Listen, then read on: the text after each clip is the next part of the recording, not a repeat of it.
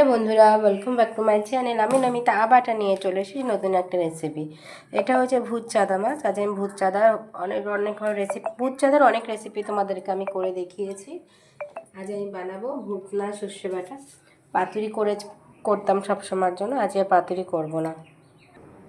এটাকে সুন্দর করে নুন দিয়েটা ভালো মতন মাখিয়ে, আবারই ঢুকে গেল হাতে কাঁটাটা।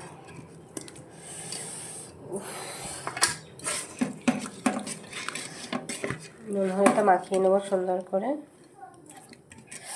আমরা আস্তে আস্তে করে বাবা, হাতে ঢুকে গেছে, কাঁটাটা লেগে গেছে হাতে। ওদিকে তেলও গরম হয়ে গেছে, তেল দিয়ে নিয়েছি কড়াইতে। আজ রান্না করতে করতে অনেকটা দেরি হয়ে গেছে। মশলা দিয়ে দিচ্ছি।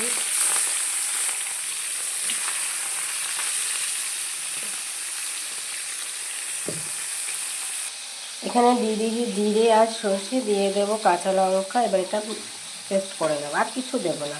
তো আমার এখানে মশলা রেডি হয়ে গেছে।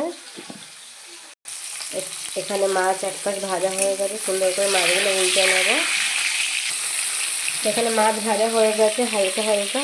আর এখানে আমি সর্ষে জিরে পেস্টটা করে নিয়েছি, ওপর থেকে শুকনো লঙ্কার গুঁড়ো দিয়েছি, হলুদ ওর উপর থেকে ছড়িয়ে দেবো।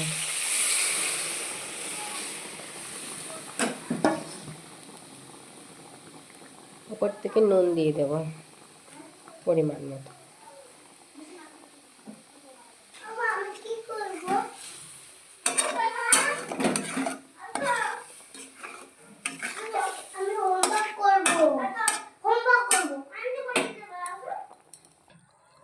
মাছের ঝোল রেডি হয়ে গেছে। একটু আর্জেন্ট কাজ ছিল বলে আমি পুরো ভিডিওটা দেখাতে তুলতে পারিনি।